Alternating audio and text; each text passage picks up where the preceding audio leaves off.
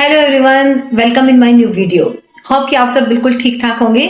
आज का जो मैं आपके लिए टॉपिक लेके आई हूँ वो आपकी परिभाषाओं में से है। जैसे हमने पहली परिभाषाएं की है ना, मूर्छना, ग्राम, अलंकार, उन्हीं में से एक हमारा आज का जो टॉपिक है वो है गमक। और इसके बारे में हम पूरी डिटेल में जानेंगे, लेकिन वीडियो अंत तक देखिए।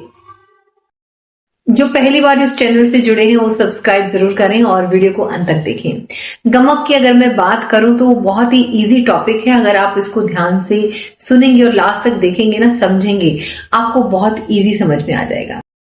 गमक को समझने से पहले मैं आपको एक थोड़ा सा बेस बता देती हूँ इसका। देखिए, म्यूजिक यानी संगीत का अर्थ क्या है? वही ना कि जो हमें टेंशन फ्री करे, हमें ऐसी अनुभूति हो कि हमें संसारिक दुनिया चिंताओं से हम दूर हो जाएं। और वो तभी होगा जब हमारे सामने एक ऐसी प्रेजेंटेशन होगी जिसे हम उसी को ही सुने, बाकी कहीं हमारा ध्यान ना जाए। कोई भी सिंगर हो या इंस्ट्रूमेंट प्लेयर हो ना, उसकी कोशिश यही रहती है कि जो सामने ऑडियंस है वो बिल्कुल खुश हो जाए, बिल्कुल बोर ना हो। तो उसको अच्छा बनाने के लिए अपने गाने में, अपने इंस्ट्रूमेंट्स में वैरायटी लाने के लिए ना वो छोटी छोटी चीजों को यूज करते हैं, ताकि हमारा गाना अच्छा हो जाए और सामने वाली पब्लिक जो है उसको आनंद से सुने। और इसी चीज को वैरायटी लाने के लिए हमारा एक पार्ट है गमक। तो आइए इस बारे में हम जानते हैं कि इसको कैसे लिखा जाता है और इसके प्रकार कितने हैं, इसको म्यूजिक में किस तरह से यूज करते हैं। तो ये है आपका टॉपिक गमक। क्या नाम है? गमक। गमक स्वरों का ऐसा कंपन है जो चित्त को आनंदित करता है, यानी हमारे मन को। इस तरह से स्वरों में कंपन दिया जाता है जब गाते वक्त कोई सिंगर इसका यूज करता है तो स्वरों में थोड़ा सा कंपन देता है ताकि हमारे मन को वो अच्छा लगे। गमक स्वरों का ऐसा कंपन है जो चित्त को आनंदित करता है। देखिए, अगर हम सिंपल गाना सुनेंगे ना वो हमें अच्छा नहीं लगेगा, लेकिन उसमें थोड़ी वैरायटी होगी ना तो वो हमें बहुत अच्छा लगेगा। तो सिंगर क्या करते हैं? स्वरों में थोड़ा सा कंपन कर देते हैं, वही है गमक। जहां पर कंपन की बात आ गई, इसका मतलब वो गमक की बात हो रही है।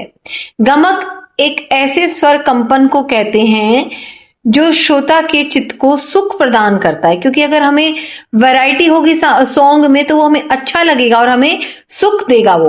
तो गमक ऐसे स्वर कंपन, यानी वो स्वरों को इस तरह से कपाते हैं ताकि हमें सुनने में वो अच्छा लगे, ताकि जो सामने ऑडियंस बैठी है ना उसको अच्छी लगे। फिर से देखिए, गमक ऐसे स्वर कंपन को कहते हैं जो श्रोता के चित्त को सुख प्रदान करता है। गमक में स्वर को विशेष प्रकार से हिलाया जाता है। सिंपल स्वर नहीं बोले जाते, उन स्वरों को थोड़ा बहुत हिलाया जाता है ताकि हमारे स्वर जो है ना उसमें कंपन हो और एक वैरायटी आ जाए। तो क्या था? गमक में स्वर को विशेष प्रकार से हिलाया जाता है, सिंपल ना गाकर उसमें थोड़ा कंपन दिया जाता है। अब जब आधुनिक संगीतज्ञ हैं, जो आजकल के जो सिंगर्स हैं, जो म्यूजिशियंस हैं ना, वो क्या मानते हैं?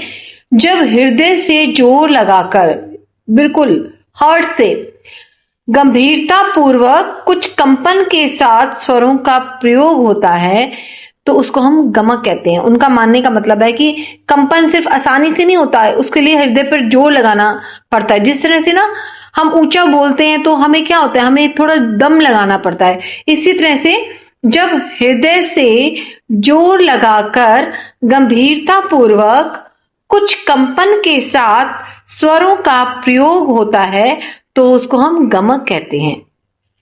इसके लिए हमें थोड़ी चीजें ध्यान में रखनी पड़ती हैं। क्या?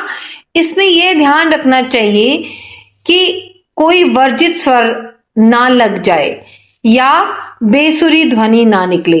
अब वर्जित स्वर क्या होता है? वर्जित स्वर का मतलब होता है जो स्वर राग में प्रयोग में ना लाया जाए, उसको हम क्या बोलेंगे? वर्जित स्वर। ठीक है? तो उसमें क्या कह रहे हैं कि सिंगर को इतना ध्यान रखना चाहिए कि कहीं वो कंपन लेते वक्त, उसमें वैरायटी लेते वक्त, उसमें ऐसे स्वर ना यूज कर लें जो उस राग में है ही नहीं। इसमें यह ध्यान रखना पड़ता है कि कोई वर्जित स्वर ना लग जाए और बेसुरी ध्वनि ना निकले। ये बहुत ध्यान रखना पड़ता है कि कंपन आ रहा है लेकिन हमारी आवाज जो है ना वो बिल्कुल बेसुरी होगी तो वो गाना क्या है, बिल्कुल खराब हो जाएगा और ऑडियंस को पसंद नहीं आएगा। तो ये चीजें हमें ध्यान रखनी पड़ेंगी, एक तो वर्जित स्वर ना लगे और हमारी जो ध्वनि है, हमारी आवाज है ना वो बेसुरी ना हो।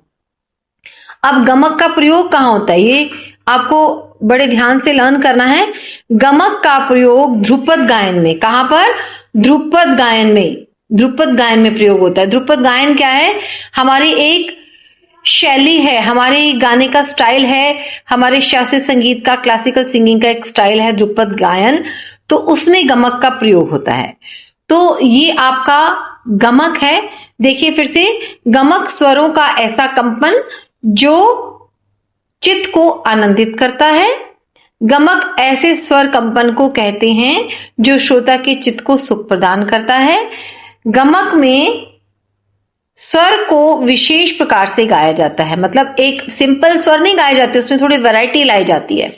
जब हृदय से जोर लगाकर गंभीरता पूर्वक कुछ कंपन के साथ स्वरों को गाया जाता है, उसको हम क्या कहते हैं, गमक कहते हैं। इसमें यह ध्यान रखना पड़ता है कि कोई वर्जित स्वर ना लगे और हमारी आवाज जो है ना वो बेसुरी ना हो। और गमक का प्रयोग कहाँ होता है, ध्रुपद गायन में होता है। अब इसके बाद हम इसके प्रकार पढ़ेंगे।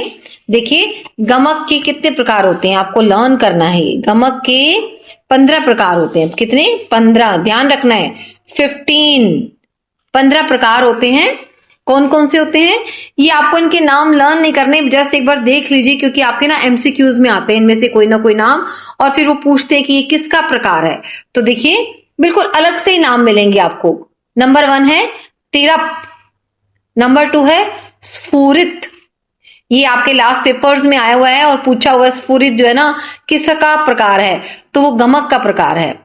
कंपित, लीन, आंदोलित, वलित, त्रिभिन्न, कुरूला, आहत, उल्लासित, हुफित, मुद्रित, नामित, मिश्रित और प्लावित।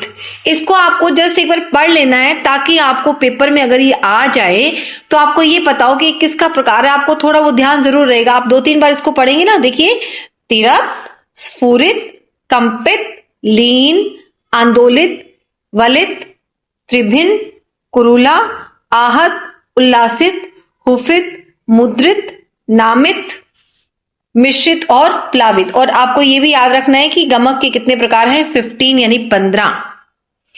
तो ये एक बार फिर से देख लीजिए, तिरप, स्फुरित, कंपित, लीन, आंदोलित, वलित, त्रिभिन्न, कुरूला, आहत, उल्लासित, हुफित, मुद्रित, नामित और मिश्रित और प्लावित। ये आपको 2-3 बार पढ़ेंगे ना, ये आपको ध्यान रहेंगे पेपर में। तो आज आपने इस वीडियो में सुना कि गमक क्या होता है और गमक के प्रकार क्या है। आई थिंक आपको